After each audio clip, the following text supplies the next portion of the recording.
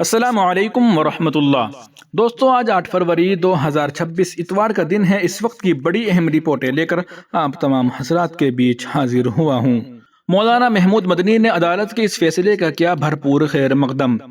جمعیت علماء ہند کے صدر مولانا محمود مدنی نے الہ آباد ہائی کورٹ کے حالیہ فیصلے کا پرزور خیر مقدم کرتے ہوئے کہا ہے کہ یہ فیصلہ آئین ہند کے آرٹیکل 25 کے تحت حاصل مذہبی آزادی کی واضح، غیر مبہم اور دو ٹوک توثیق ہے۔ مولانا محمود مدنی نے کہا کہ حالیہ عرصے میں ملک کے مختلف حصوں بالخصوص اتر پردیش میں محض نماز ادا کرنے یا دیگر مذہبی اجتماع پر FIR درج کی گئی، گرفتاریاں عمل میں آئی اور مذہبی عبادت کو بلا جواز امن و امان کا مسئلہ بنا کر پیش کیا گیا۔ تاہم دیر آیت درست آیت کے مصداق الہ آباد ہائی کورٹ کا یہ فیصلہ اب نہایت واضح اور صاف آئینی رہنمائی فراہم کرتا ہے اور ایسی تمام کارروائیوں کے خلاف ایک سخت آئینی تنبیہ ہے کہ بنیادی حقوق کو انتظامیہ کی ثوابدید کے تحت محدود نہیں کیا جا سکتا۔ نیز آئین شہریوں کو عبادت کا حق عطا کرتا ہے، جسے ریاست اپنی مرضی سے نہ سلب کر سکتی ہے اور نہ ہی معطل۔ مولانا محمود مدنی نے کہا کہ رمضان المبارک کی آمد قریب ہے اور اس مقدس مہینے میں خصوصی طور پر تراویح اور دیگر عبادات کا اہتمام کیا جاتا ہے۔ اس فیصلے کے بعد امید ہے کہ گزشتہ رمضان کی طرح اتر پردیش پولیس اس طرح کی غیر آئینی کارروائیوں سے باز رہے گی اور لوگوں کی عبادت میں خلل نہیں ڈالے گی۔ مولانا محمود مدنی نے ذمہ داران کو متوجہ کیا کہ وہ فیصلے کی کاپی اپنے ساتھ محفوظ رکھیں۔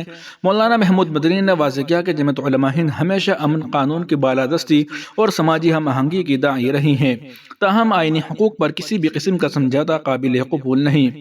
اگر عدالتی فیصلوں کے باوجود شہریوں کی مذہبی آزادی بالخصوص عبادت پر روک لگائی گئی تو آئینی اور قانونی راستہ اختیار کرنے سے آئندہ بھی گریز نہیں کیا جائے گا۔ وہیں دوسری جانب سپریم کورٹ میں SIR پر سماعت، ممتا بنرجی کیا بولی۔ مغربی بنگال میں ووٹر لسٹ کی خصوصی نظر ثانی پر جاری تنازع کے درمیان 2026 کے اسمبلی انتخابات جلد ہی منعقد ہونے والے ہیں۔ چیف منسٹر ممتا بنرجی بدھ کو سپریم کورٹ پہنچی۔ سپریم کورٹ SIR کیس کی سماعت کر رہی ہے۔ اس سلسلے میں وزیر اعلیٰ عدالت میں پیش ہوئی۔ سماعت سے پہلے ممتا بنرجی ترنمول کانگریس کے رکن پارلیمنٹ ابھیشیک بنرجی کی رہائش گاہ سے سپریم کورٹ کے لیے روانہ ہوئی۔ علاوہ ازیں سماعت سے قبل سپریم کورٹ میں سیکورٹی کی سخت انتظامات کیے گئے ہیں۔ اس سے قبل سپریم کورٹ نے الیکشن کمیشن آف انڈیا کو ہدایت کی تھی کہ تمل ناڈو میں ووٹر فہرست کی خصوصی گہرائی سے نظر ثانی کے دوران فہرست میں منطقی تضادات کے زمرے میں رکھے گئے ووٹرز کے نام شائع کیے جائیں۔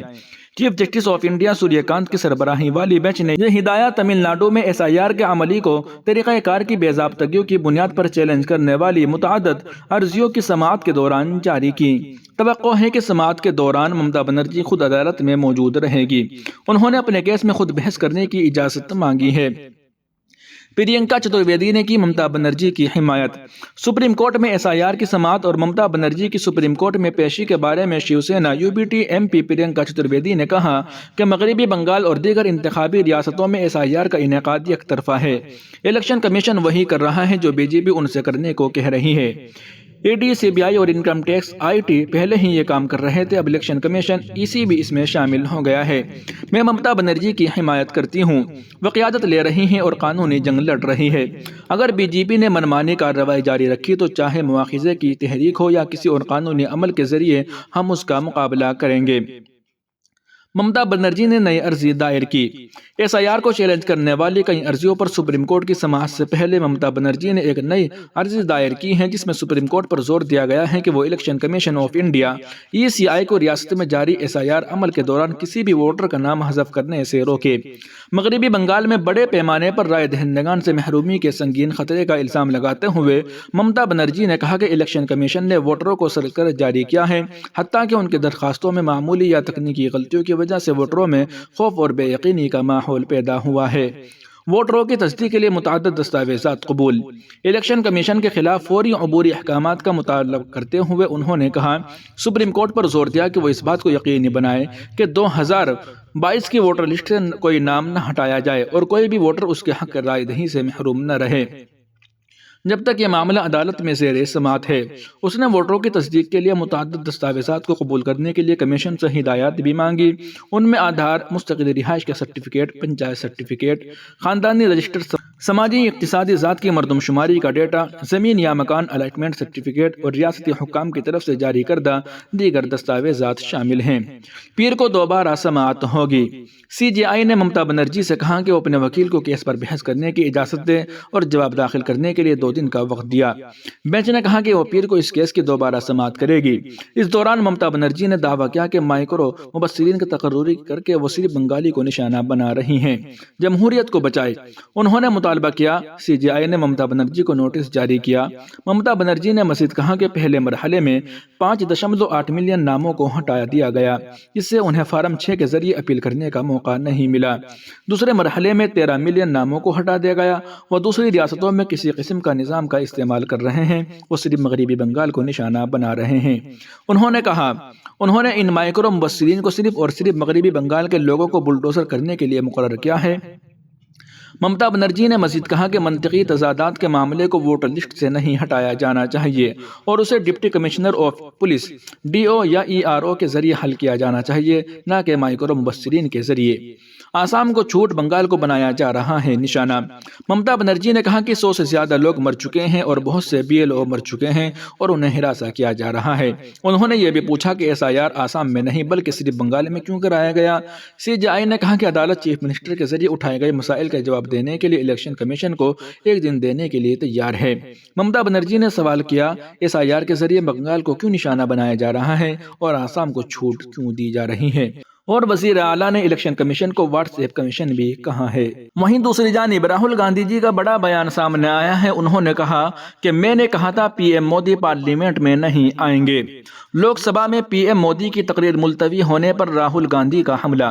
لوک سبھا میں حزب اختلاف کے قائد راہل گاندھی نے صبح پارلیمنٹ احاطے میں نامہ نگاروں کو سابق فوجی چیف جنرل MM نروے کے متنازع غیر مطبوعہ کتاب کو دکھاتے ہوئے کہا تھا کہ وہ یہ کتاب PM مودی کو پیش کرنا چاہتے ہیں۔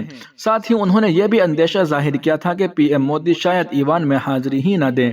ان کا یہ اندیشہ سچ ثابت ہوا، کیونکہ آج لوک سبھا میں 5 بجے مقررہ کردہ PM مودی کی تقریر ہنگامے کی وجہ سے ملتوی ہو گئی۔